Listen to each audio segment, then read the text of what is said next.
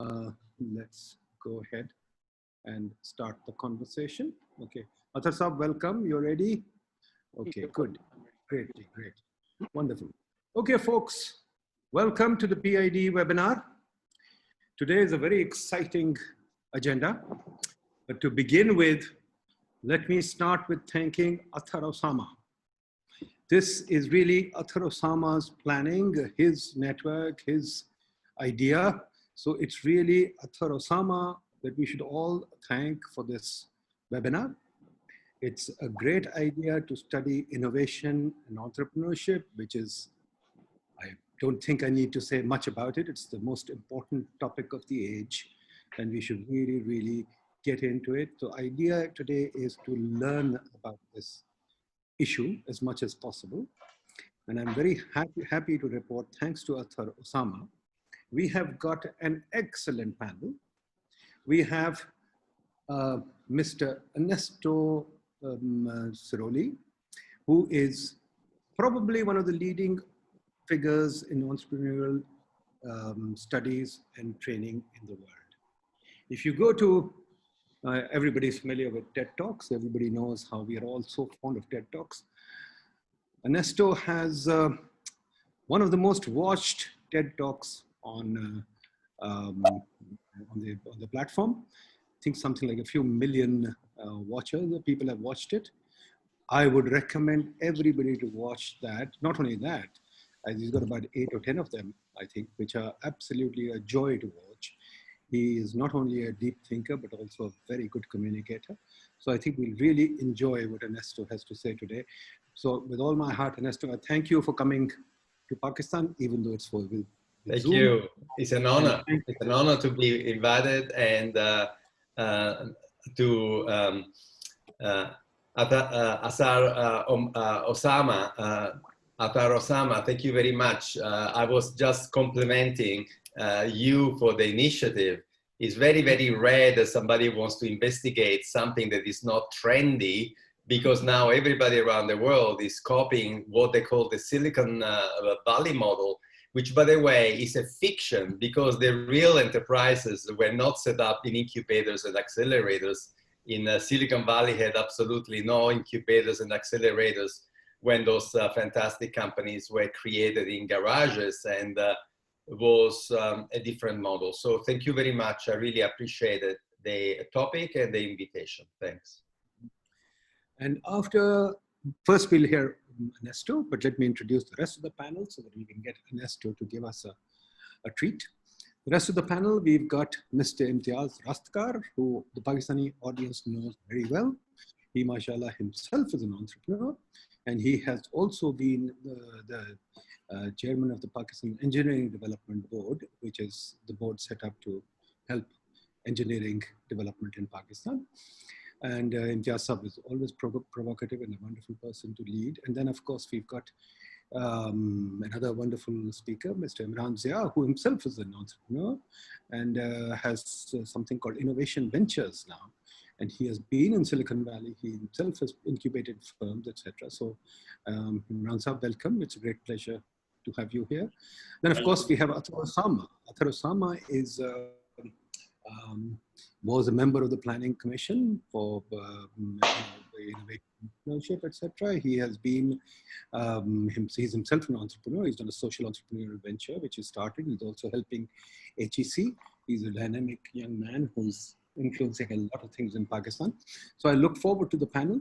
So let me turn to Ernesto. Ernesto, every age has a hero. Troy had Achilles. Then we had Hercules, then we had the Renaissance had Leonardo da Vinci, and later on there was Cecil Rhodes for the empire. Today, it's the entrepreneur and the innovator. So can you tell us what this entrepreneur innovation is? I'm just an economist, and I think most of us don't really understand it. So can you please sort of enlighten us, sort of set the framework for the topic?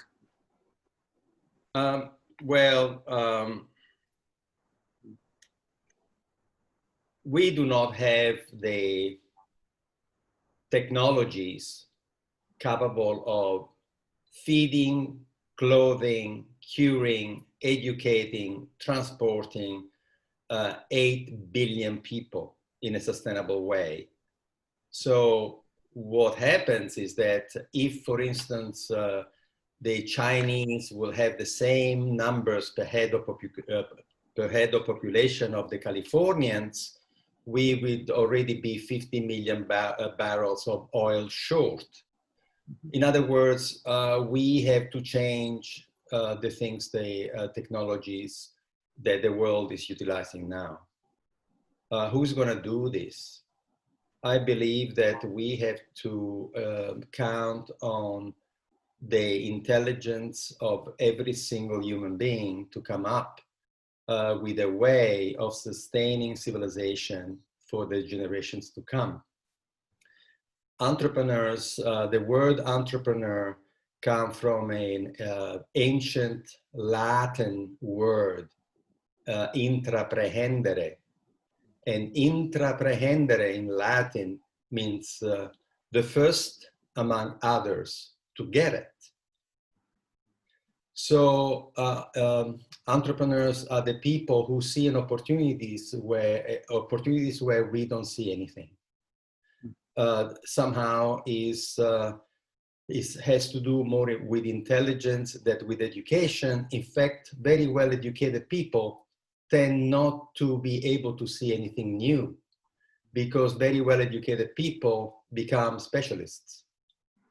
So we have to rely on intelligence. And my idea is that we have to create an environment which allows the maximum number of people in a community to be able to bring forward the talent and their intelligence to create a better future for everybody.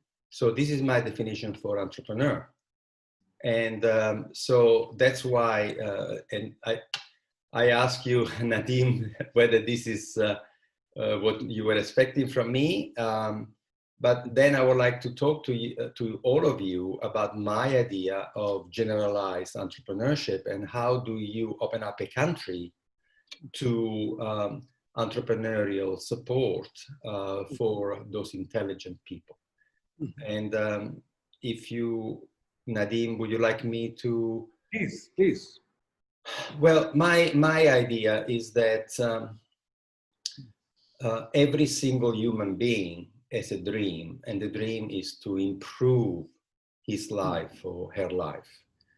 So it's a natural characteristic of the human species to always hope and to improve ourselves. So it's not a question of that we have to motivate people to try to improve themselves, to try to make a living, to feed the family. No, this is something that people want to do in their hearts and minds. So the only thing that we have to really do is become available to people who have a dream and help them develop the dream. So many, many years ago, 35 years ago, I thought, what if we, instead of trying to develop a community, coming to the community with ideas and money, and do what international aid has been trying to do forever, where we come from outside because we think that we know better than the local people what to do. What if for once we would shut up and listen? And when we arrive in an idea, we only go if invited. And when we are invited, we sit with the elders under the tree and we said, why did you call us here? Oh, we've seen what you've done in that community. We have lots of intelligent people here. They have dreams, but they don't know how to transform the dream into money to feed the family, to feed themselves, to create a better community. So 35 years ago, I invented a figure of an enterprise facilitator who is somebody who is from the village, is trained to provide. It's like an incubator without walls. It's a simple human being that is trained to become the equivalent of a family doctor of business, somebody who's available for free and in confidence to anybody in the village, anybody in the community who has a dream and says, oh, I have this idea, we could do this, I would like to make money by doing this or that. So I went to Australia. I'm Italian. I had worked in international aid in Africa for a number of years. I went to Australia, where a university in Australia offered me a scholarship to study this concept. And we set up a first pilot where I was the sacrificial lamb. I was the first enterprise facilitator. And in that community of 10,000 people, in 3 days, I found the first person with a great dream. He knew how to smoke fish, but did not know how to set up a business to smoke fish. I helped that person, and that person told everybody in the community to come and talk to me. Some other people came to talk to me, and very soon we were taking these wonderful, wonderful passions, and we were linking them with people with markets. We were linking them with people who had resources and expertise that the local people did not have by themselves.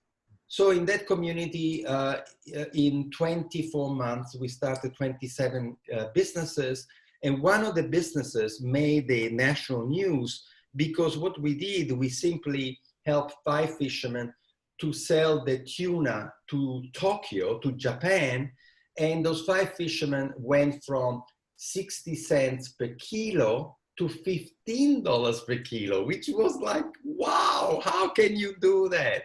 And we did that simply by linking 5 people who love to produce the product with a marketing person from the capital city. The wife of a fisherman was a lady who had been working in a bank. She was an accountant for 13 years. She was a very good accountant. So now we had 5 people producing it, 1 person marketing, 1 person looking after the finances. And in the first year, they made $5.7 million gross. So they went from being poor, isolated, bankrupt to make it. That story created 60 clients, including large groups of farmers who came to speak to me to say, we love what you've done with this fisherman, can you help us? So 27 new businesses in 24 months. The government took notice. Remember, I wrote a dissertation. You can find the dissertation online called Enterprise Facilitation from Murdoch University. My professor was very proud. We organized a conference. And the government said, Ernesto, can you train more enterprise facilitators for all our rural communities? So we invented this profession of family doctor of businesses, these incubators without walls, that simply said to people, tell me your dream. We get them to tell us what the dream is. And then we say to them, okay, every business to succeed has to do 3 things beautifully. The product or the service has to be fantastic.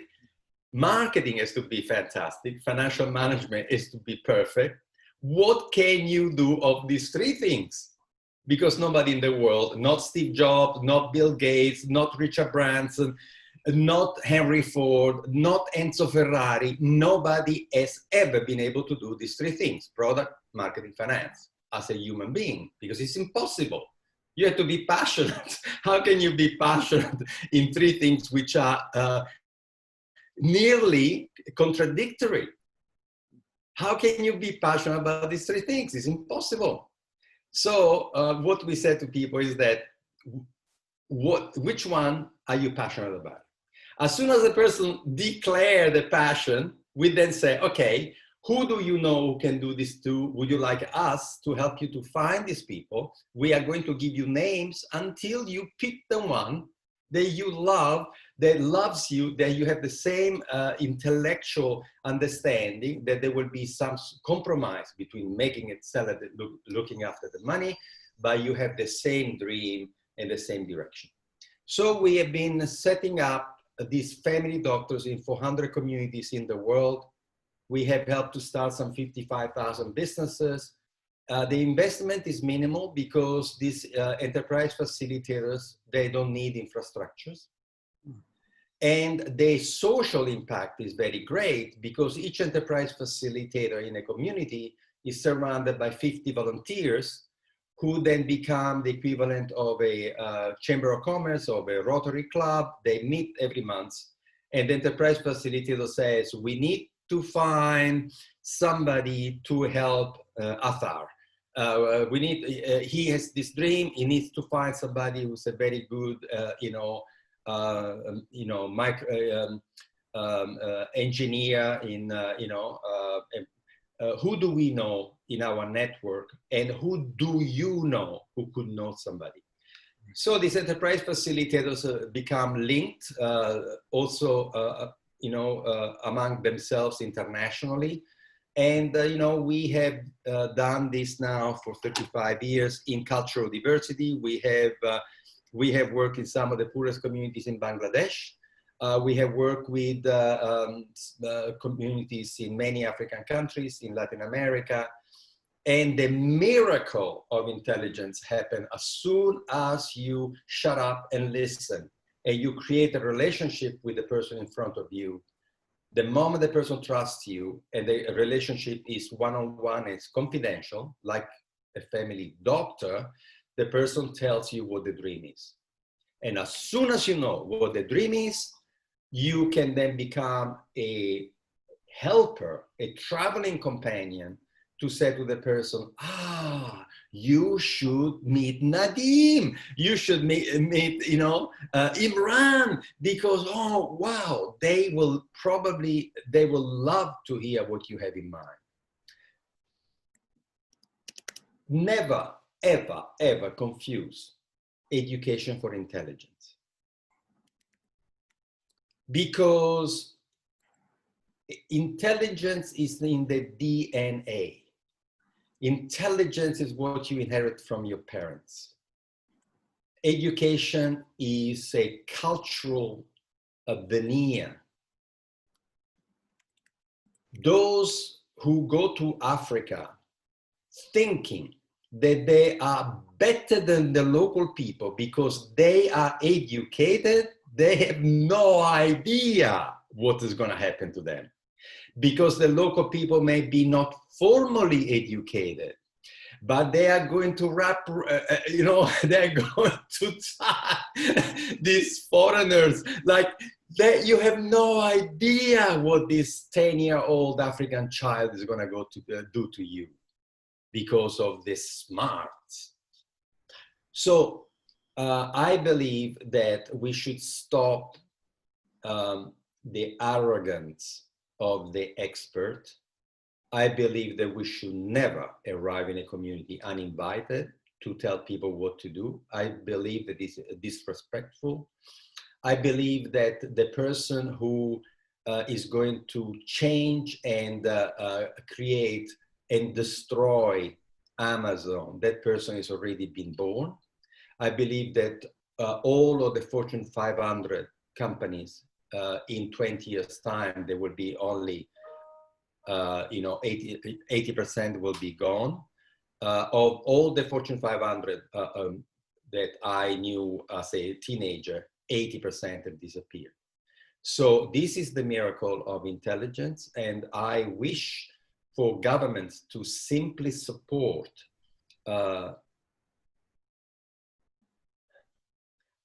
generalized entrepreneurial education. And to me, the generalized entrepreneurial education is to teach people the basis. 3 things need to be done: product, marketing, finance. Don't allow the entrepreneur to die of solitude trying to do badly these 3 things. Encourage the entrepreneur to stay on the area that he absolutely loves. Make sure that, however, he surrounds himself with people who love to do what he hates and what he doesn't have the talent to do. And I would like to stop now, and I'd like to take, listen to you and contribute if I can. Thank you very much. Thank you, Ernesto. As always, very inspiring, very creative. It's really, I think what you say is absolutely music to everybody's ears, that we really have to think of entrepreneurship at all levels. There is a feeling right now that entrepreneurship is only Bill Gates. And I think you have kind of challenged that. That it's not Bill, as you say, it's Paul Allen as well. And it's not Steve Jobs alone, it's Steve Wozniak as well.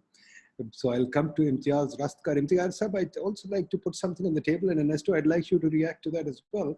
There is a lot of talk for the government to set up an innovation fund, and that the government should have an entrepreneurial fund, and it should be by competitive competition, that we should select entrepreneurs and kind of groom them, much like the labors of Hercules. So Imtiaz Sahab, what's your view on that? And then later on we'll get Ernesto's view. I met somebody who is involved in a foundation, a new foundation in Silicon Valley. And he told me over lunch very proudly that his foundation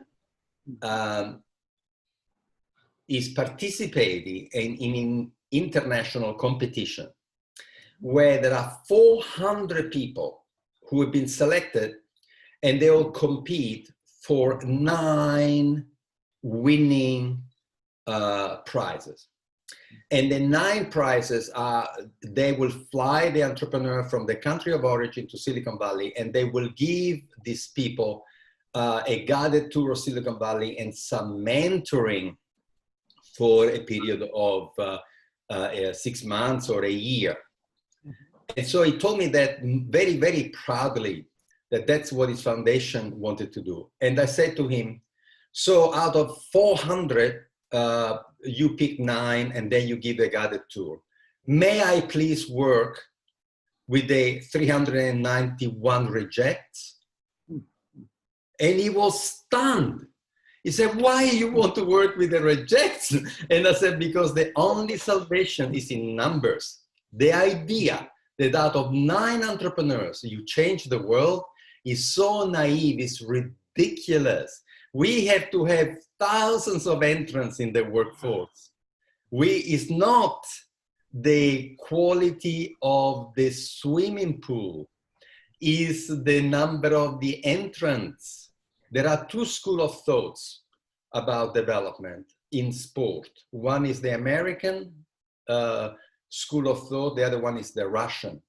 The Russian school of thought is that you pick perfect children aged 10, and then when you have the perfect little bodies, you send 200 of them in Siberia, where they will have instructors for the next 6 years full time, and out of those 100 little bodies, you get the perfect Olympic champions. The American way is that get everybody to play sport. So there are 2 different, you have to pick the model here. What do you want to do? I believe that we should get everybody to understand the principles of entrepreneurship. We should teach the trinity of management in schools. 16 years old should know that by yourself, you'll never make it. Because Bill Gates by himself would still be playing poker at Harvard University. Was Paul Allen that went to see him to say, they're building the microprocessor without us. What are you doing wasting time? Come. It was the passion of Allen that got Bill Gates where he was. So my point is that you have to teach children in school. So there is a role for government, absolutely, but not to create competition and entice people with money. Never, ever use money to find entrepreneurs, because it's like putting blood in the water. You are going to get people with the sharp elbows. And right now in Chicago, last few months ago, they had a competition, a pitching competition. And the winner of the pitching competition was a woman entrepreneur, who after the competition was won, was revealed to be a hired actress. A hired actress faked the fact that she was a woman entrepreneur to win the competition for the company, for the startup.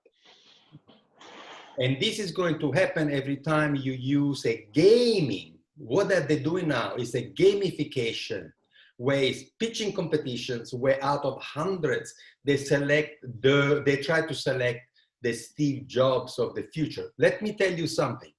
Steve Jobs would have never won a pitching competition for 2 reasons. One, he would have never gone to one. Number 2, He never wore shoes. He had very long hair, and he never washed. He stunk. The story of Steve Jobs is that he stunk, and he was rude. He stunk. He had no shoes. Can you imagine going to a pitching competition? And yet he was Steve Jobs. And he was the orphan of a Syrian father. He was an orphan child. And look at the, where was the brain of, so I can speak forever, so please stop me. Nadeem, stop me. Thank you, Ernesto. I think you already put so much there, and I can very well relate to it. You talked about this woman who was a hired actress and she won the thing. In fact, something like that is already happening in Pakistan.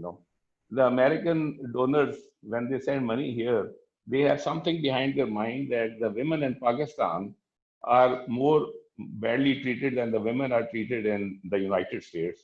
So all the funding is first going towards women, you see. And the other thing is the funding is coming towards the towns. And some of the things that you've mentioned and some of the characteristics which are happening, and for the panel, I would like to put before them, is that there is a lurch towards pure IT-based businesses. When it gets to doing something solid, like manufacturing, and then doing it on the IT platform, that is mostly missing. Or if you have a cluster which is producing something and putting the cluster on an IT platform is right now missing, because our incubators are mainly in the big towns, and those big towns have people who don't really know how the wheat is growing, or they've grown in a urban society and they don't know how the rest of the country ticks. So for everybody, I want to put some things on the thing. So there is a rural landscape where I find people are more intelligent than people sitting in the towns, because they are living closer to nature and they can relate to many things which we living in the towns cannot relate to. Unfortunately, I was born in a village and I lived sometime in a totally village without electricity, so I can relate to some of that, from my childhood. And then another interesting thing is that if we do manage to make something or to have something idea, we are talking about selling it in our village or in our town, and we don't have a look at it whether can we take it to a global market. This is a common thing I want to place for my audience, which is missing. Then there is something which you mentioned about the tuna and the cluster, and taking from 60 cents to $15. So that is the value thread expansion which you have talked about. Let me tell you that what we have in Pakistan, and for everybody, because maybe I'm looking at things in a different perspective, because I come from with a very, very different background from most of my other friends. In Pakistan, we have 85 towns with industries with them. We have 165 industrial clusters. When I say clusters, for example, there's a town in Pakistan which specializes in making bangles. Bangles is women wear. So these people with bangles, they know how to melt glass. They are living in very small cottages, tented cottages at times. But they have small crucibles. They know how to melt glass, how to color the glass, how to make small cuts on it and make those bangles look very good, and how to pack them and sell them around. But the prices they get is very small. But I mean, if there was somebody looking after that cluster, then he should have been able to help these people to start making crystal out of it. Absolutely. Because when you are making crystal, you need a crucible, you need coloring of it, you need to handle molten glass. All these skills are there in one town, but there is nobody looking at that town, how to transform it from a very cheap product to making crystal, And then on the other side, you have Swarovski, who is the king of crystal. Yes. So then we have another town in which 100% of the sewing machine is built. Somebody is making a casting, somebody is machining the small parts. 100% of the sewing machine, the type of sewing machine which Mr. Singer made in 1850, that machine is still being made in that town, but that town does not have engineering design, polytechnic, for example. They don't have a plastic injection molding system. They don't have a tool and die in that town. So they don't know really, so they need somebody to come in and guide them. But that town is not on the drawing board, or let's see, and the binoculars of the people here sitting in Islamabad doing the planning. We have another town which has a big cluster of agriculture machinery. So then we have towns like Sialkot, where we are, it's a different system altogether. They make the footballs for the whole world.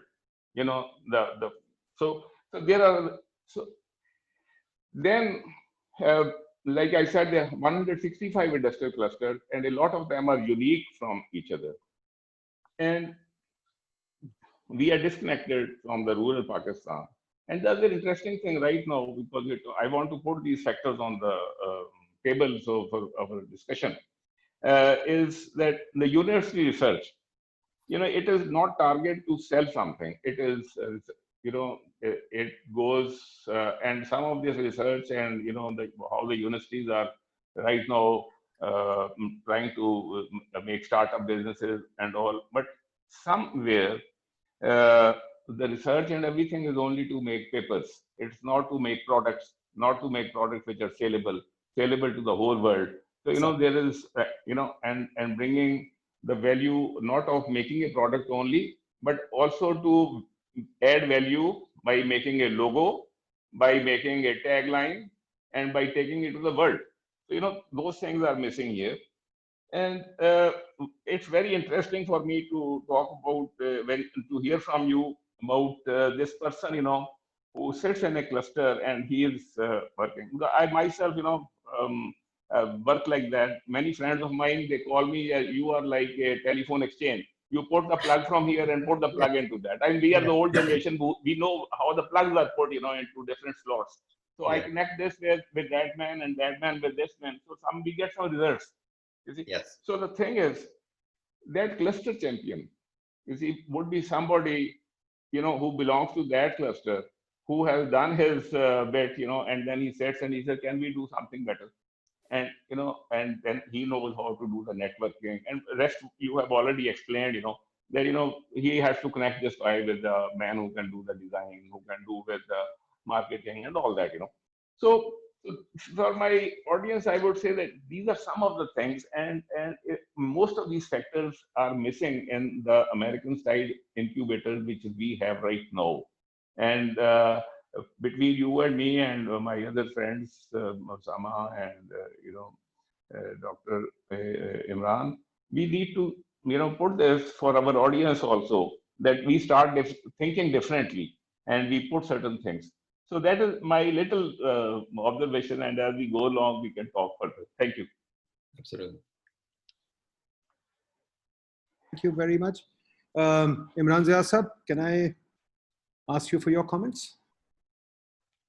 Sure. So, so there were a couple of things I wanted to talk about today, and I think it will be in the context of what Imtiaz Sahab said, and then Mr. Ernesto said. So I think there is, first of all, addressing what Imtiaz Sahab said was a comment that the villages are sort of disconnected from the cities. I think some of it is probably because of certain factors that are beyond our control, but I think some of them have to do with the fact that anybody who gets educated, I mean, yes, people are very intelligent and all that, but what happens is that anybody who gets educated can find an opportunity would immediately leave the village, right? And I think that brain drain has something to do with the state of the villages and the disconnect and all that. And I think somehow that needs to be transplanted. I'll give you a very small example, an experiment that I did last year. I'm a part-time farmer. I'm a techie. I make products. I'm an entrepreneur, but at the same time, because of historical reasons, I'm also a part-time farmer, because the land that my grandparents, tilled, we never sold it like many of our friends who wholesale moved to the city. We actually, did try to keep that rural sort of connection for some reason. But anyway, so we have this, we have this orange grove that we inherited from our parents, and we sell oranges in winter.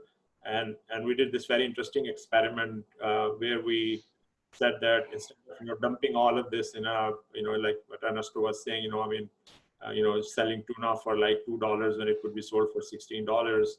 Our version of that was that we actually started to sell the whole trees to people. So the idea was that you actually buy a whole citrus tree, and you own that tree, and you can come to the village and you can touch and feel it. And if you like, we'll pick the fruit from that tree, put it in a nice box, and ship it to you. You can do it yourself when you visit us once in the season, or we'll do it every week for you. On the weekends, we'll deliver it to your doorstep. So that was interesting. We were sold out. We were oversubscribed. And I'm not saying that to sort of gloat about how great that idea was. I think what that did was that this spring there was another fellow who actually started to do the same thing with watermelons. He started to deliver watermelons to the doorstep of the people in the city, bypassing the whole chain of arthis and all of that. And I think what that points to is that the power of imitation in entrepreneurship. I think you have to set an example, and I think in some ways what Ernesto is saying is the same thing, that you show one person that instead of $6 you can make, instead of $2 you can make $15 from your fish, and then everybody else follows. 60 people will show up at your door and ask you how to do it. Yeah. So I think one of the ways to break this is that you need to set up good examples. Yes. Once you show people the way, people will, just copy it, right? And I think there is, and I always, sort of want to make this connection between imitation and entrepreneurship, right? I mean, a lot of entrepreneurship is learned by observing other people and seeing what else is happening around you, and you just, internalize it, right? And I think that's probably what happened when Imtiaz said that, there was this place where, they had the bangles made, and, and then, there's other place where they have the sewing machine made. Now just imagine where they're making the bangles. If you just introduce the following innovation, that, you introduce nice boxes in which I can put the bangles and I can ship them across the world and they won't break. And if I can do that, suddenly, there will be a huge jump in, and somebody has to do that innovation. And once that is done, everybody else will do it. And you can start small. Imran, you can start small. The beauty is that if one person in the village makes 10 times the money, then we create a movement about, well, we should learn how to do that. So my idea is that you don't need, innovation does not start with the tempest, but with the rustling of the breeze. That's Peter Drucker said that. Innovation can start very small, because Imran, what you've done with your oranges already is creating a ripple effect in your community. Absolutely, absolutely. And I think that's important. I mean, I give this other example to people. I said, look, we have this very thriving industry in Gujarat and Gujranwala. We have this small motors and fan industry in Pakistan, right? And if you go and talk to an average person who's making it, he has no idea how this works, right? I mean, they won't even know, what's a magnetic field, and they won't even know, how Maxwell's equations work, and and how the interplay of electricity and magnetism and all that. That person knows that if I take half a kilogram of copper and I stuff, this mechanism with this half a kilogram of, copper, and I put it in this, iron structure, and I give it 220 volts, it starts to rotate. That's all they know. And believe me or not, half of your industry works that way. People have no idea what they are building, right, at a scientific level, right? I mean, and where did that person learn it from? From the guy next door. And that guy learned it from the guy next door. So going back to the same thing, what I'm saying is that if you want to create a massive change, building on what Ernesto was saying was, create those small ripples, show people the way, and then you'll see that a lot of that stuff will start to get internalized, at a very quick pace. So I think I just wanted to say that and make that connection. And I think, some of the failures that we talk about, I think the way to address them would be to, find those actors, find those, instruments that will enable that. I mean, I'll give you another example, which is very exciting. And will, goes to what Ernesto was saying, was that it's not about how much educated you are, but, there's a lot of, wisdom otherwise that you have. So again, going back to the citrus example, 40 kilometers from where we live, that's called the citrus belt of Pakistan. There's a lot of, grown in there. And I'm sure you know the name of a town called Bhalwal. So Bhalwal is essentially the citrus capital of Pakistan, right? That's where the citrus is processed. And if you look at a basic citrus processing machine, it's nothing magical. It's, you bring in citrus, you sort it, then you wash it, then you dry it, then you wax it, and then there's a big sorter. You sort it, and it goes to boxes that that you fill up, and then you of course put them in the store and then ship them and all that. It looks like a very impressive machine, but if you look at it individually, like I described, each one of those steps is not very complicated. Like how complicated is washing? How complicated is drying? How complicated is putting small amount of wax on a citrus? So there was this guy. I mean, some of the people who are here were from Punjab. I mean, he was a lohar. He was an iron smith, right? And what that guy did was, the government got one plant. They put one plant, and this guy just one day visits that plant and says, I think I can make it.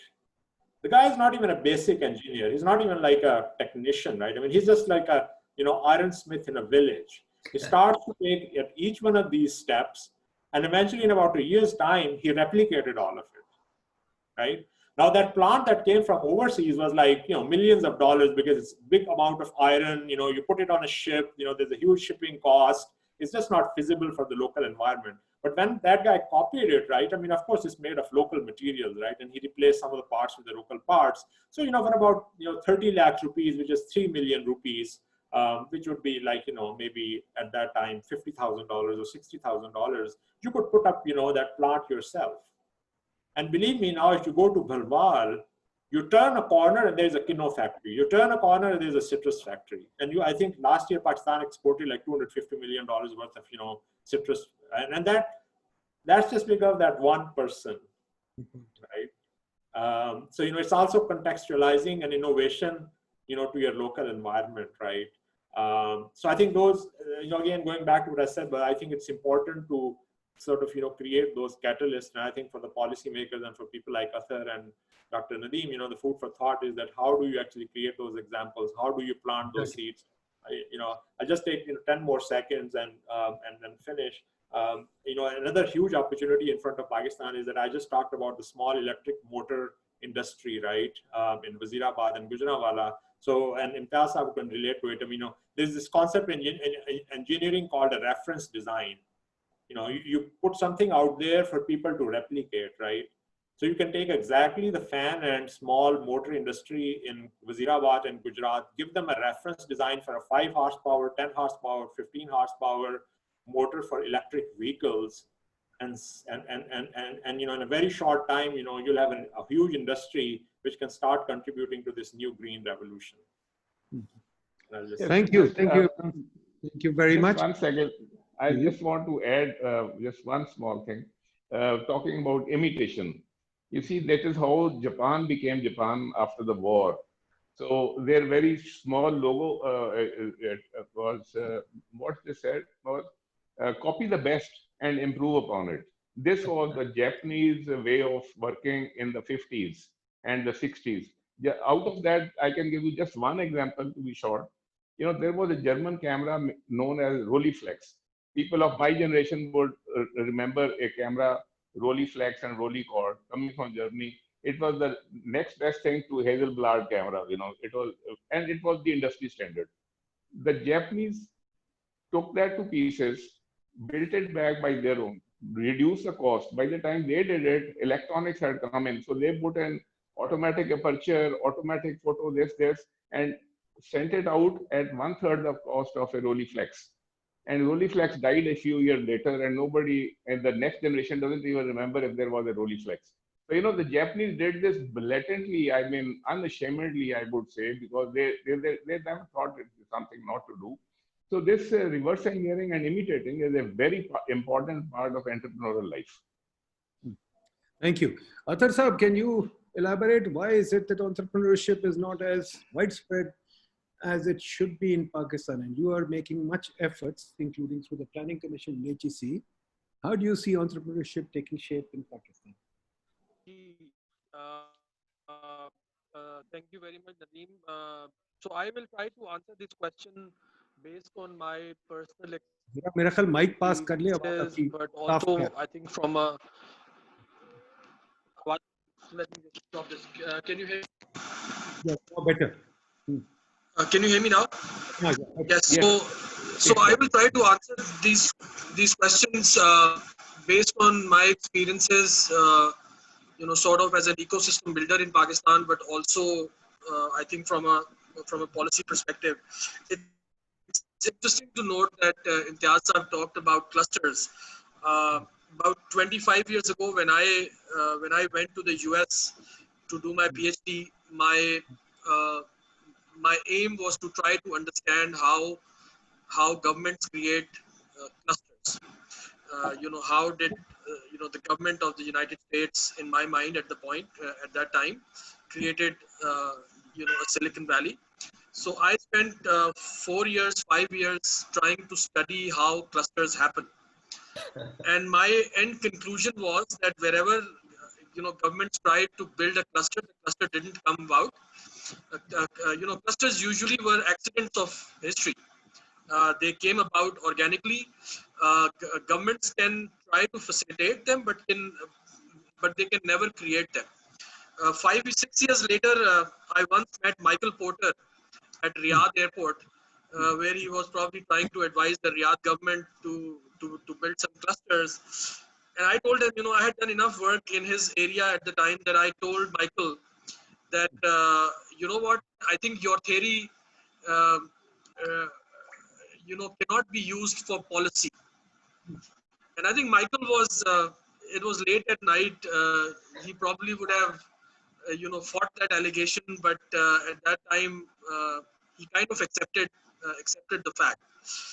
Now, obviously, you know, there is a whole company out there. In fact, there are a whole bunch of companies out there that are trying to advise governments on how to create clusters. But my conclusion, after studying it very critically for 3-4 years under, you know, under my PhD advisor, was that governments have not been really successful in creating clusters. Wherever you know, wherever clusters happened, they happened, you know, by chance of history or some other factor. Like in Sialkot, you know, remember there is this story that you know, there was this British surgeon who was passing by, you know, who needed some instruments, and you know, somebody from Sialkot you know, decided to sort of you know, help him with sort of building his surgical instruments, and as a result, the cluster was created.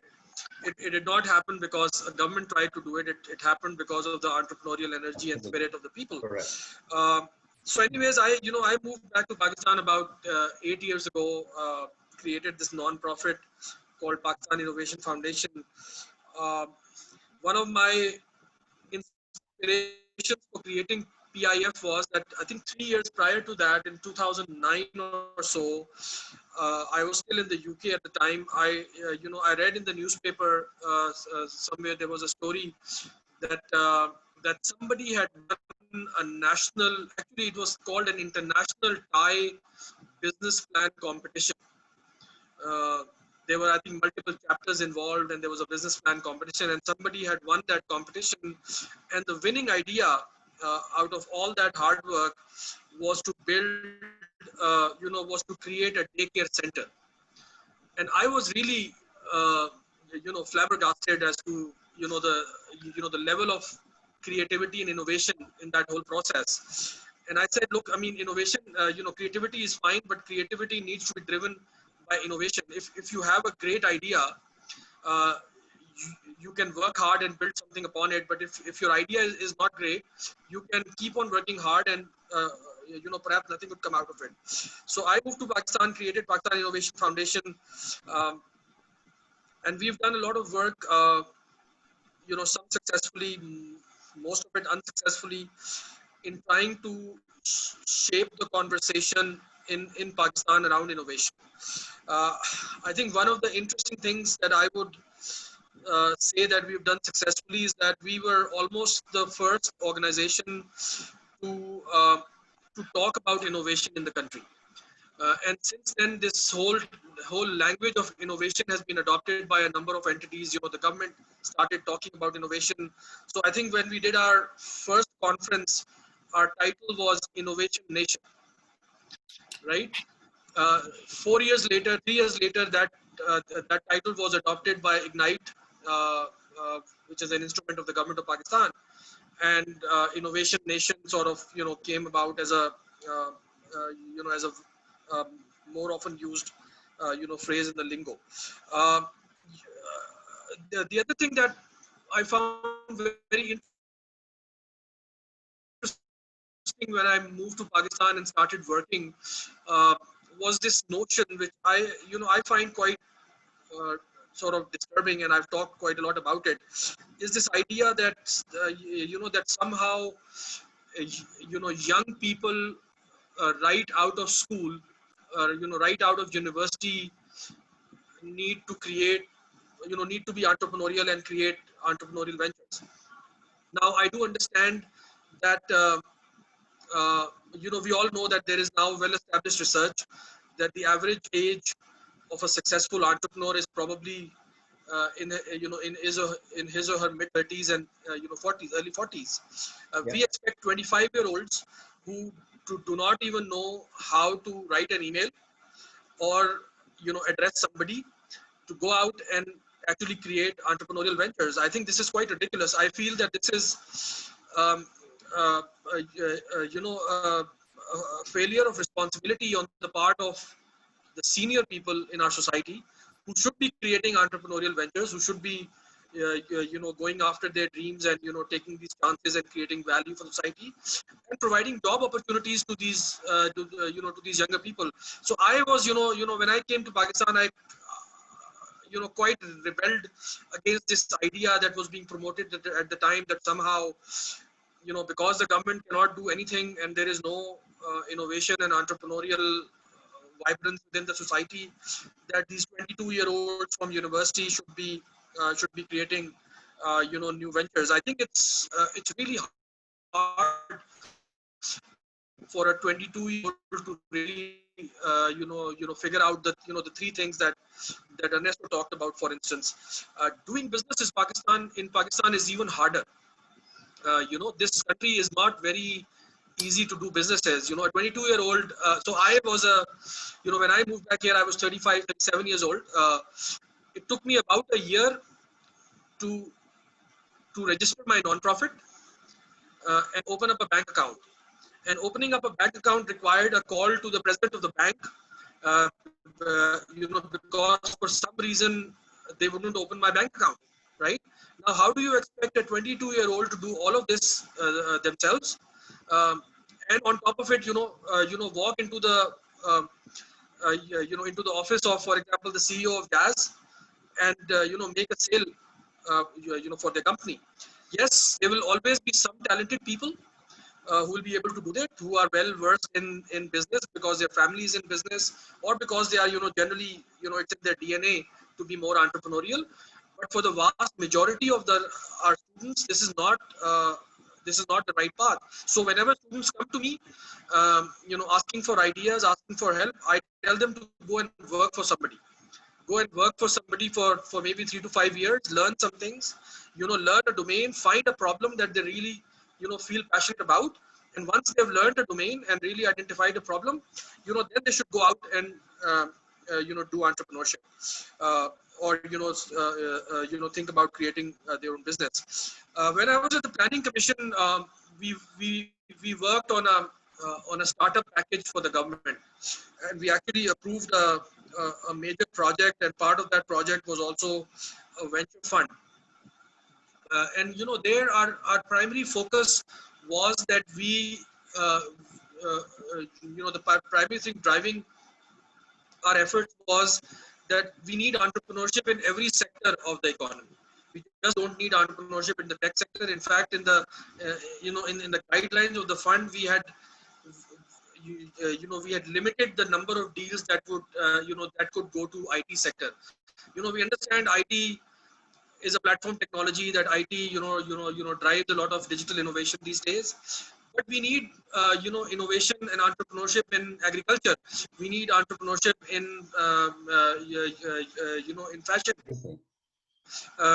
We need entrepreneurship in food. We need entrepreneurship in all sorts of sectors. And Pakistan is facing a situation where really our exports are tanking. We are at a very precarious stage, of our economic journey in the last 4, 5, 6 years. And God forbid if we lose, these remittances that we get from the foreign workers. Pakistan is going to Pakistan would have to default because our what we earn from our exports is not enough to cover what we need from the world. And I've been sort of saying this for the last 2, 3 years, that we are going in the direction of North Korea. Yes, you can reduce your entire balance of payments deficit, but you can only do that if you cut all your imports. So you will only be able to use what you produce, and you have nothing to sell to the world. I think we need entrepreneurship, we need entrepreneurial culture in all aspects of our society, so that we can create value, we can enhance the value that we already produce. We need a very holistic approach towards entrepreneurship, not just digital, not just IT, but an approach that that encompasses all areas. And to close it off, I would like to say that I think it is important, as Mr. Suroli said, it is important to teach our people what entrepreneurial culture is. I think understanding entrepreneurial culture is really important, because entrepreneurial culture is all about being resourceful. It's about doing more with less. It's about being creative. It's about sort of learning how to sort of remove your constraints. Entrepreneurial culture is really very important and needs to be taught. Every one of those people would become an entrepreneur, and a successful entrepreneur is, I think, wrong. Only a few people would become entrepreneurs. We should be able to provide them support. We should be able to help them. But for a society as a whole to have an entrepreneurial culture, I think is really important.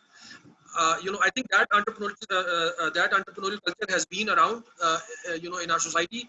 People like Imtiaz Dasar Saab were doing things that we teach today in incubation programs and accelerator programs, back in the 1960s. We've just renamed those things, and now we are doing it, with a different terminology.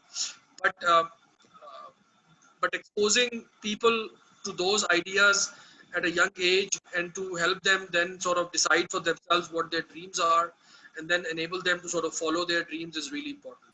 So I would finish at that, and I would let other people probably come.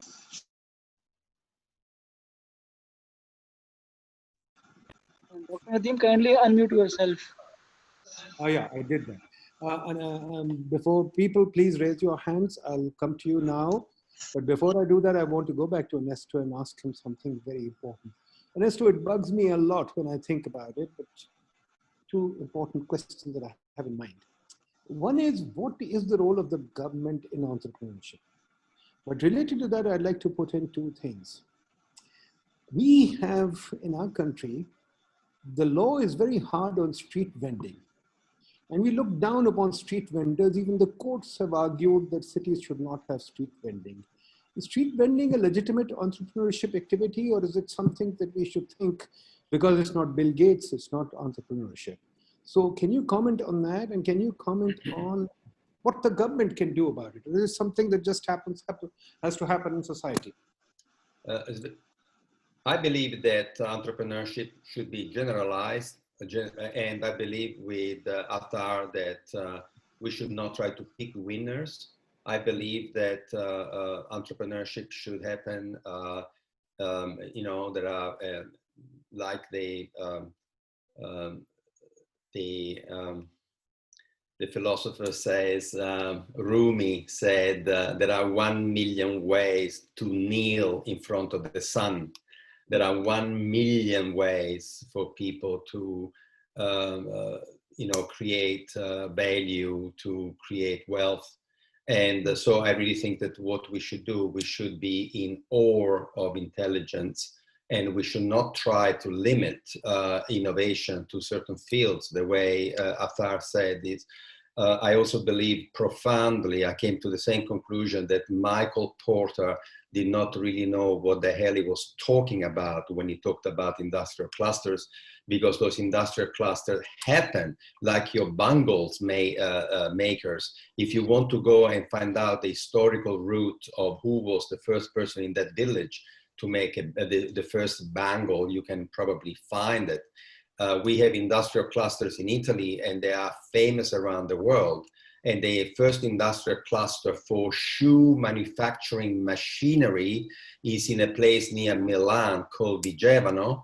And I went to Vigevano to study the model, and the cluster started with 2 brothers who had worked in a shoe manufacturing factory in Germany. When they came to Italy, they came with a boot-making stitching machine.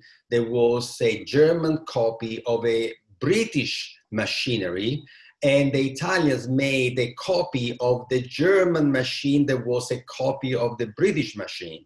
That's how the first industrial cluster, one of the most important clusters in Italy, in Vigevano, that manufactures millions of pairs of shoes in the world, started. So I agree profoundly with what Athar said. Street vendors in Chicago, I knew the city of Chicago manager of the street vendors. He had to manage 600 street vendors, and what they did, they made sure that the hygiene was respected. They came up with regulations about how they store and kept the food. And now when you come to America, you find lots and lots of street vendors selling you the famous American hot dog. So it is possible to have, allow millions of flowers to flower. It is possible to appreciate entrepreneurship from the lowest to the highest technological level in Pakistan. So if you wanted to have an enterprise facilitator who assists people who are now doing nuclear research in Pakistan, because you have one of the best nuclear research sectors in the world in Pakistan, there could be somebody who is looking at very high level scientific research that can bring to scientific innovation. That innovation could become a cluster that can be facilitated. The same thing, you can do that, we have heard, with your orange sector, with your agricultural sector, and you should promote entrepreneurship at the highest level in every single sector in your community. So don't try to pick winning industries, try to create diversified, brilliant entrepreneurial economy. In one of your talks, Nestor, you also mentioned, I would like to bring that out too. You also mentioned that entrepreneurship is not about making money. Do you stand by that, or did I miss here? Entrepreneurship, there is a word that is enterprising. You can be an enterprising mom who has found a better way to educate the kids. So there is a difference between enterprising and entrepreneur. Enterprising is whoever finds a new way of doing things. Entrepreneur is specific to say, okay, do something that adds value and therefore is compensated. But you can have entrepreneurial people, enterprising people who are not enterprising because they want to make money. So you could have awards for the most enterprising teacher in the schools in Pakistan. And it's not a teacher that makes money, but it's a teacher that has found a better way to deliver the curriculum. So there is a difference between enterprising and entrepreneur. Enterprising can be anybody who sees a better way of doing something. That's what I meant. Okay, great. Imtiaz Sahab, is it possible to be entrepreneurial in policy? Enterprising in policy? In fact, what we pray for and what Athar Osama is praying for is enterprising bureaucrats who now they believe that they should open the country to receive this kind of request for assistance from every conceivable entrepreneur. And I agree with Athar that you should not try to pick the young people to be the entrepreneur. Yes, they will be the future entrepreneurs, but the average age of the people starting companies in America is 45, between 45 and 50. So, you know, it takes maturity to have the ability to risk, because young people are terrified of what's going to happen to them if they don't have a mean to make an income. It takes a great level of maturity to be able to take care of other colleagues, employees, and to be prepared day after day after day to do all that is necessary to carry on your enterprise. So absolutely, you know, but entrepreneurial education to everybody as soon as possible in terms, but very simply, you will never make it alone. Form a team that can do 3 things beautifully, at least at the beginning. Thank you. Thank you, Nadine. I take something from the floor. Ane Wazir, Ane, did you want to say something? Okay. I see that there is Mr. Malik. Okay, here she is. Go ahead. Go ahead. Ane, are you there? Hello, sir. Go ahead. Yes, sir. Can you hear me? We can hear you fine. Go ahead. Okay. Sir, my question is that most of the times we do see people, or like we do have an idea of some business, but the question is that most of the, for example, a person is good at designing a clothes or at fashion design, a person is very good at it, but we don't have an idea about how to reach the market, or at times we do not have the enough. Yeah. And another question is about is in a FR area, that is a very remote area, and people have a very good skill of crafts, right? But how do we make them understand, like most of the people over there are not not educated, right? But how do we make them reach the market so that they can earn income from their art, or the, like they do a very fantastic art, but they cannot reach the markets because they're uneducated and they cannot earn enough money from their work or that they do. Good. Let me take another question. Samia Najib. Folks, please note down. Welcome. Go ahead, Samia. Thank you, sir. First of all, thank you for a very wonderful and enlightening session. And I'd like to thank all the speakers for taking out the time. My question is that I'm an educator, and we are trying to inculcate a culture of entrepreneurship among our students. So what do you suggest is the first step towards building an entrepreneurial culture? I mean, I think that would also apply towards the country and to institutions. Good question. Thank you so much. Okay, Arshad Malik sir. Arshad Malik.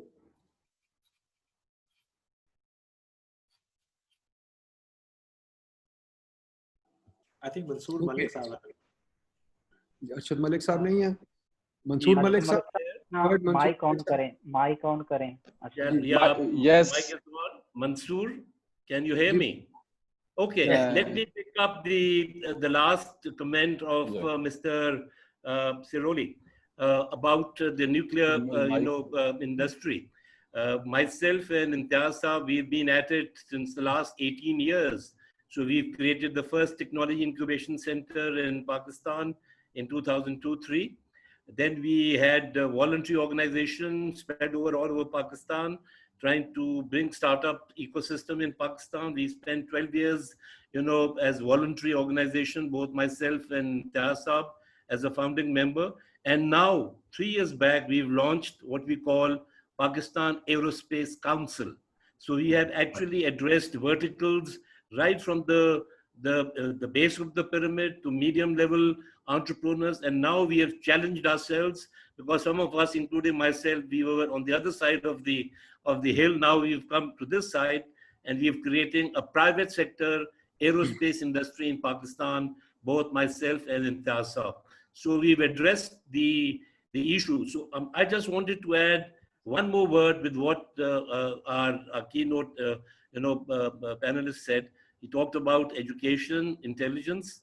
I may like to add passion, because passion is where your head and heart is, So we identified 20 years back, we have to address all 3 tiers of our society: base of the pyramid, medium, and now we've challenged ourselves, the tip of the triangle, in addressing aerospace industrial clusters. We've already moved into, creating Islamabad, Lahore, Karachi cluster. It's just the beginning. 5 or 10 years now, you will see aerospace products coming out of the private sector of Pakistan to start with. And also at the baseline, the social entrepreneurship, we've created a whole framework, both legal, financial, social framework. We took 4 years to do that. And in fact, when you talked about street vendors, that's also part of that social entrepreneurship initiative. There's a whole legal structure in place now to help, street vendors getting themselves registered. We did 2 pilot projects, one at Peshawar,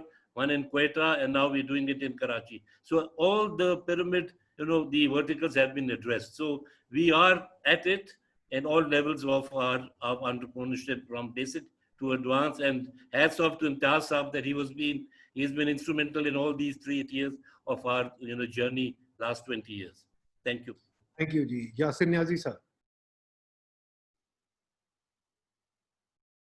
Yasir Niazi. Yasir Niazi sir, mic on kare pehle, unmute kare. Thank you very much for allowing me to ask a question. I just want to ask the honorable panel about that. In the absence of a financial support system or availability of financing, how do they see entrepreneurship growing in a country? Because we don't have venture capital capitalists here in Pakistan. The banking system is not. So if they can address that too, please. Good question, Hijazi sir. Hijazi sir, mic on kare, mic. Yes, my mic is on. Ji, thank you very much for giving me the opportunity. The first thing I would like to actually respond to a question by a young lady about how to make students to be entrepreneurs. My simple response to that is that you cannot learn swimming without going into the water. So you have to jump into become an entrepreneur. You cannot teach them entrepreneurship from books. The second thing is very interesting. All the panelists, which was very interesting, very enlightening discussion. I give you a case that in India is exporting $32 billion worth of jewelry and stones, polished stones. India imports 90% of the raw material. And interestingly enough, most of that 90% goes to India from Pakistan through Dubai and so on. Pakistan total exports of stones is only 300 million. Now what's the gap? In India, average the size of machine they are using cost only 7,000 rupees. In Pakistan, those machines are available in a very limited area, and some of them are imported from China. Now, what we have suggested to the government of Pakistan that they should focus on manufacturing, promoting people to manufacturing those machines which cost from 3,000 to 15,000 rupees, and allow people to learn how to become entrepreneurs. Now in Pakistan, if you ask people who would like to become rich, 200 million would like to become rich. Who would like to become rich through business? Maybe 30 million. 40 million would like to become rich by doing business. But what you are actually talking about is the opportunity. Right. How is the ease of business is there or not? That's what is the question. That's my point. Thank you. Fair point, Ji. Last question, Alia. Alia. Gigi, I'm here. Thank you very much for a very lively and a very thought-provoking talk. My question is about e-commerce. In the post-COVID scenario, what we have seen in Pakistan is that online marketing has really gone up. And even though some of our rural entrepreneurs were connected, and especially the female entrepreneurs being craftswomen, were connected through online digital platforms to national and international markets. Since there was this intermediary role of the digital platform, there was, and there continues to be, exploitation in the form that their marketing is really controlled by the platform. So I'd like to hear your views, because you do talk about marketing, but how do you harness digital technologies and e-commerce to do that where it is still profitable for the entrepreneur to market his or her product? Thank you. Great, wonderful. Let me turn to the panelists now. So Imtiaz, would you like to go first? Well, I would like to say something to the world. There are many, many product people. We call them product people, people who love. Remember the three things, you know, there are people who love to fish, people who like to make jewelry, people who like to weave. We call those people, the people who are passionate about what they do with their hands, we call them product people. There are many product people who are price takers. They are remote, isolated. They produce wonderful product. They don't know how to market it. So they are prey to agents who come to the village. They pay them few cents for the oranges or for whatever they have. And then they go to the big city and they resell it. And the profit is with the marketeers. What we do, we teach the people, the product people, that they have to partner with the market, with somebody who does the market. Maybe the daughter, maybe the son had just studied. They are not ready to start their own companies, but they have the ability and the passion to do e-commerce. So the e-commerce should be done on behalf of the producers, and the profit has to be with the company. So what we encourage 45 women in Bangladesh producing some of the most beautiful turmeric, organic turmeric. When we met them, the 45 women, they were trying to make it, to sell it, and look after the money. It was a disaster. We explained to them that they had to specialize in what they were passionate about it, and that's the right word. Thank you very much, the word passion. So we discovered that in this group, there were only 4 women passionate about marketing, one who was an accountant, and she only did the accounts, the rest was doing production. The 4 marketing people, they took the product for the first time, they created labels, they created packaging, they described that it was organic product, they took to a food trade, a fair in the capital city, and they sold all the year production in one event. So they discovered that actually they were selling it too cheaply in the countryside.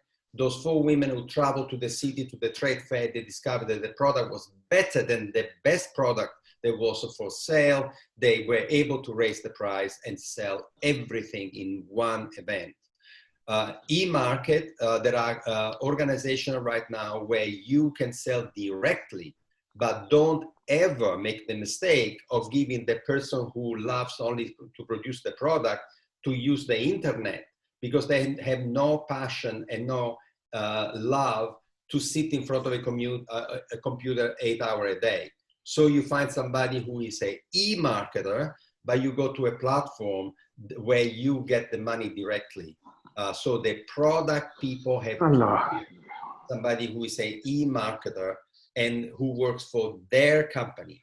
And in the cluster would be fantastic because you have 40 producers and then you have one marketer in the same company and one financial manager. So this is the way we do it. Good, very good. Anybody else, Imtiaz Sab? Imran Sab? No, I think this is, you see, in my life, I've had a chance to do some of these things, and some of them have worked very well. For example, my friend Mansoor Malik just now talked about the Pakistan Aerospace Council. So these are people I was exposed to in my life. They're all techies, and they're doing some excellent work, building some parts for radars and for sophisticated electronics, for many kinds of things. And then also all the time having a bad cash flow, or different, they have their own problems because they don't think about marketing and all. So what I did was to create a platform for them, which is the name is Pakistan Aerospace Council, and Mr. Mansoor Malik and myself, we are together on that. Many friends now. But then the other thing, I wanted to get them focused. So one other thing I did was to create a sales pitch for them.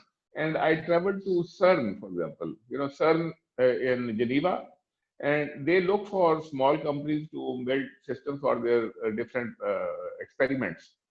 And when I made this pitch, the CERN people found all the processes very interesting. They came to Pakistan, and we made them some presentations, and we took them to some plants, which were very interesting to the people. So first, I went there to understand what are their requirements. Then we brought them in contact here in Pakistan. And now we have some 4 or 5 different companies from Pakistan who build different types of work systems and components for CERN in Geneva. So, there's this matchmaking at times. There, as you said, there has to be some sector champion or somebody who should come in, connect them, and once they start to work. And when we got all these sector people together on one platform and created a chat for them, they started doing business with each other now. And that's quite interesting because some people have people, they don't have a process. Some people have a process and they don't have something else. So they're already working, and I am part of the chat. I don't interact in the chat, but I can already see the sparks are flying now, So it happens like that, and I think we need that would be one way of going ahead. Thank you very much. Great, thank you. Ji, Imran sir. Imran sir. You muted. You are muted. Yes. No, I'm muted. No, Imran. I'm unmuted. So, so I think there was, there was this conversation about, about being able, having a product and not being able to market it, and if you market it to other people, they take a lot of big slice out of it.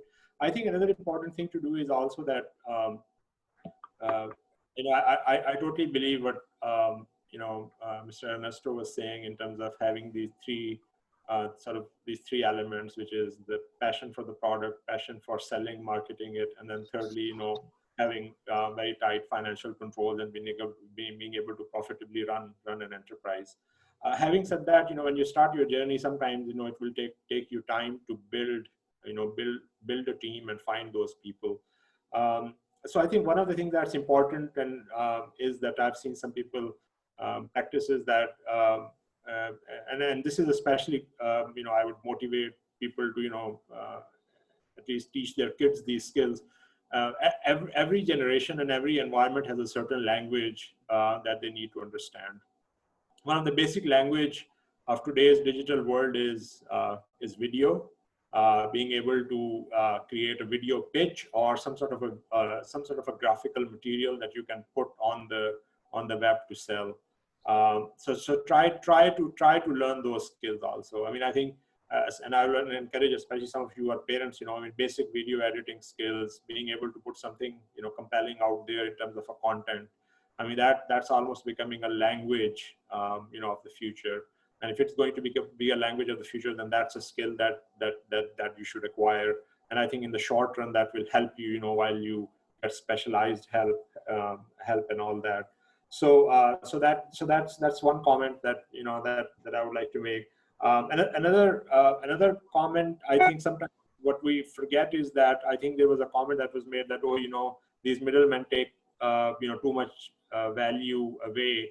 And I think I would encourage whoever made that comment to actually be a little bit more open about that. And what I mean by that is that you really have to look at the value that's being created. If you have something that's 4 rupees in your area and somebody can help you sell it for 10 rupees, and if they're in the process keep 2 rupees for themselves, I mean that's not a bad deal at all. And I'll relate a very interesting story which is so counterintuitive. So I went to this entrepreneurship seminar in Nepal, and if some of you have been to Nepal, the most touristy area in Kathmandu is this place called Thamel.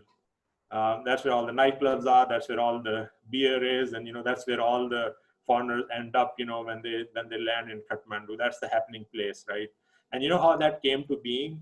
So there was this gentleman who very early on realized that foreigners were coming to Kathmandu, and we need to have a hotel for them, right? I mean, there's not enough of a good space, right? So he created a hotel, right? He invested his money, he put up a hotel. And then, the next thing he did was like totally illogical, right? He went to his friend and said, why don't you put up another hotel next to mine? And then like, and it's like, are you crazy? I mean, your thing is half full, you don't even have full capacity and you're asking me to put up another hotel. What do you mean? And of course, this guy was the first person was invited to this event where I was, and he was relating the story. And his logic was very simple. He was saying, look, we want to be the place where all this infrastructure is, right? Once we have enough number of, rooms available in our area, people will notice us, and that's where they'll come to. And he was so right?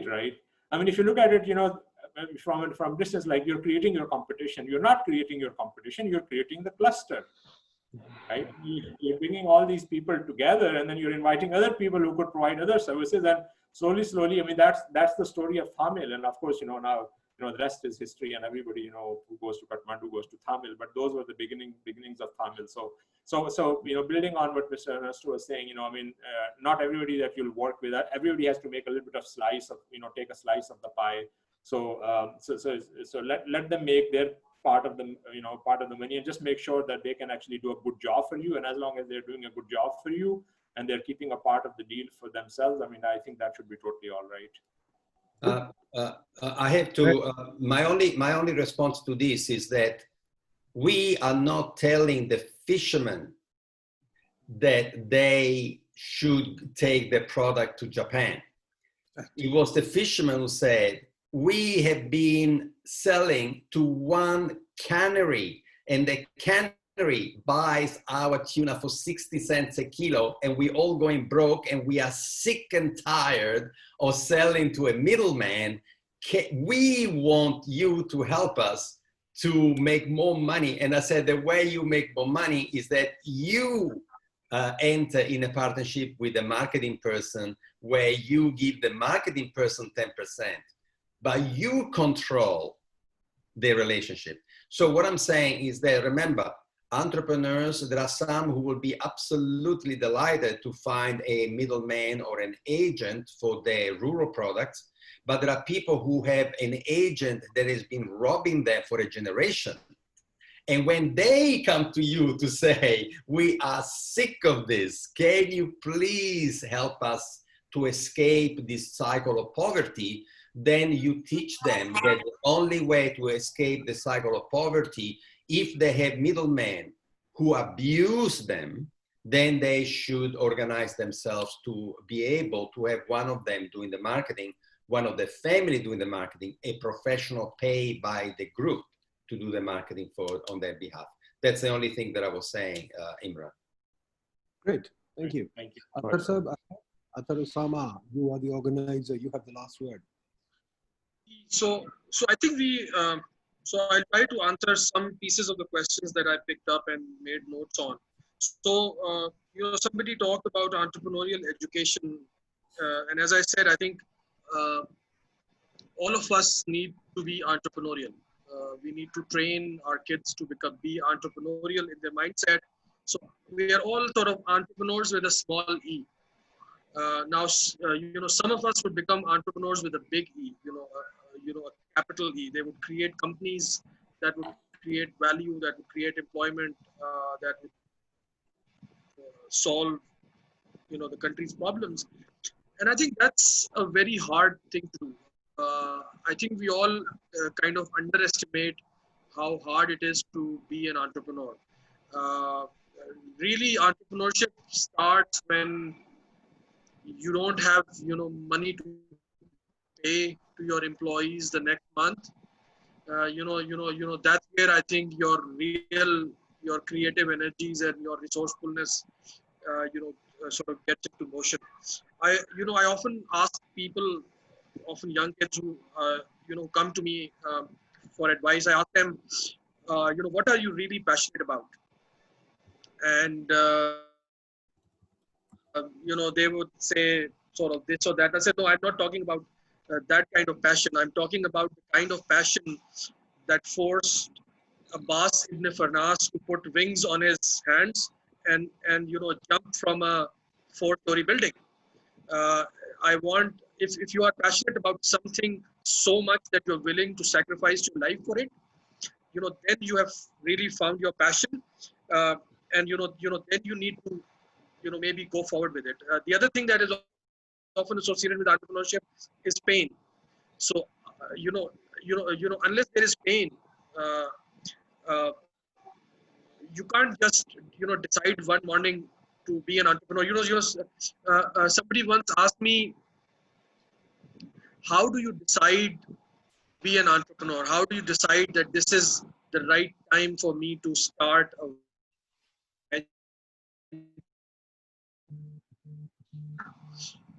And the best answer that I can find, I could find for that, this is not my own thing, was that when you try hard, that, when you really try hard, that that idea that you are working goes away, but it refuses to go away. That's when you decide that this is it, this is your calling. Two other things that are really important for entrepreneurship are, I think, domain knowledge and access to network, and also, having a real problem, and, having that sort of passion to solve that problem. I think we give a lot of credit to governments, that the government should try to do this or try to do that. I think governments are seriously limited in their ability to do anything. And the best thing, as the Indians, pointed out, the best thing that the government could do is get out of the way, because there are a lot of problems that the government create in the way of entrepreneurs, without really adding a lot of value. So, when I was in the planning commission, when we were trying to launch this startup package, one of the things that we, very aggressively sort of lobbied from within the government was to have a 5-year holiday, tax holiday for all new startups. Companies, startups, especially high-risk startups, are not going to make any money in the first 5 years anyway. And if they make a little bit of money, you should let them make it. But, the bureaucracy and red tape that you add by forcing a new entrepreneur who is taking on the world, who's trying to get a high-risk idea or product into the market, by taxing him and by making him subservient to various kinds of rules and regulations and legislations, essentially is the death knell of that venture. So I feel that we need to change. We need to maybe expect some support, some policy level support from the government, but I don't think government has any real active role in this entrepreneurship business. I think we need to work on changing the mindsets. We need to work on changing the culture. When I first came to Pakistan 10 years ago, I was doing a study on the software industry of Pakistan, and I remember one of the founders told me he was talking about the challenges of building software for the local market. And he told me this thing, he said, we are a nation of commission agents. We will never produce something for our own society. We are just concerned about how I can make a quick buck by taking something and passing it on. I'm not going to invest in building something, in the society. And I think that's true. And to that effect, I would also sort of, try to close my comments by actually asking, Mr. Ernesto Ceroli, I think he needs to give us another sort of, talk or a lecture on the Italian model of innovation and entrepreneurship. I've been a big fan of the Italian model, since the time of the Renaissance and even earlier. I feel Italians and Pakistanis are brothers. We are very similar, but with a major difference. When Italians want to make cars, they want to make Lamborghinis. When they want to make, when they want to do fashion, they want to do high fashion. So there is something about this Italian model that I've been struggling to find out, and I have not been, succeeded. Literally, I've sort of browsed all the book stores that I could find and couldn't find a book in English on the Italian innovation model. I think Italians are people that we Pakistanis can learn a lot from. They are very similar to us, and maybe some other time we should get into that conversation. Will be my pleasure to introduce you to a cluster of Italian entrepreneurs that we are working with. Since COVID, every Friday night we have a meeting, and this Friday will be the 20th consecutive weekly meeting with a group of Italian entrepreneurs. And it will be my pleasure, Atta, to tell you what's been happening with them. We have now, maybe we are looking at 25 new startups just out of those conversations. But yeah, I would love to have a private conversation with you at any time. But by the way, I am also including my my personal email address on your chat. You're going to find my email address, and anybody who wants to reach out. We are a social enterprise, and we are an organization based in California. But what we do, we talk about entrepreneurship. We speak to leaders, community leaders. We speak to corporations. And we believe that Pakistan is already doing fantastic things. I'm really interested in seeing how what Mr. Mansoor Malik said, that something that was government sponsored as pure research is now been open to the private sector.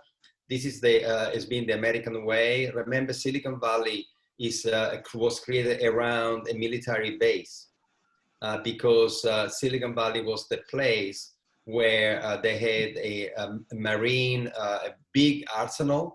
And so much of the research that after the Second World War, they had all these scientists that were in very advanced technologies, that then that technology became private, and that was from public was open to private investments.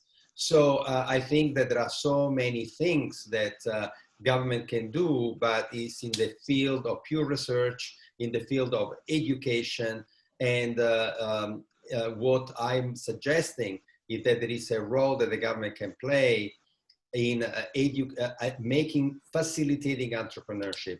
And everybody in this panel has talked about playing the role of facilitators. You are all natural facilitators. You are all brothers of mine.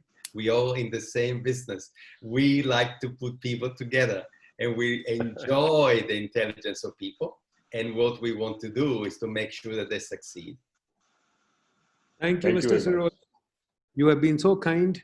We are going to invite you to be an advisor to the Pakistan Institute of Development Economics. We would love to have you, occasionally give us advice, whatever you like. We want to be innovative in our research. We want to be entrepreneurial. And Athar, you have to come to Italy with me. I'll show you some some clusters, okay? Join Athar on that trip. And I certainly, if your Friday meetings are in English, let me know, and Athar, no, we'll join in too. But if it's in Italian, unfortunately, we'll be at a handicap. But anyway, folks, this has been an exciting session. I've enjoyed it enormously. I've learned a lot. In sort of conclusion, let me just say, Ernesto and Imtiaz, our people are very entrepreneurial. And how my evidence for that is that they show their entrepreneurship the best when they migrate. They leave in very innovative ways. They smuggle themselves in containers. They smuggle themselves into Europe in many different ways. And after having done that, they're very successful entrepreneurs there. I know, I've met many of them. Some of them are, millionaires, billionaires in the US, for example, in UK, running grocery stores, running simple things like franchises, etc. So they're very entrepreneurial. The only problem is they can't be entrepreneurial in their country. So there is some evidence there. Something stops them from being entrepreneurial here while they are able to make millions of dollars overseas. I think that's a lesson that we should also investigate. Maybe there is something in the institutional architecture here that stops us from being entrepreneurial. But anyways, this is another discussion. We shall pursue it. Athar is going to arrange more sessions for us on this, and we look forward to Athar's leadership on this. Athar, thank you very much for providing the leadership here, for helping us out. And Athar's foundation is a part of our PIDE, this webinar. He's collaborated with us. So we thank Athar and his foundation, and we will be strong partners with you, Athar, in the future. Thank you very much. Let's continue this partnership. All the best to you, folks. Thank you, Ernesto. Thank you, Imtiaz. Very much. Thank you. Thank you. Thank you very much, everyone. This is a great talk. Great. Thank you. Thank you. Bye-bye. Bye-bye.